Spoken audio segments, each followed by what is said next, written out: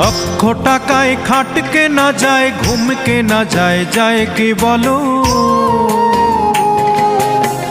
সোনার পালঙ্ক হলেই সবাই ঘুমিয়ে সুখ পায় কি বলো? লক্ষ টাকায় খাট কেনা যায়, ঘুম কেনা যায়, যায় কি বলো? সোনার পালঙ্ক হলেই সবাই ঘুমিয়ে সুখ পায় কি বলো? সোনার পালঙ্ক হলেই সবাই ঘুমিয়ে সুখ পায় কি বলো?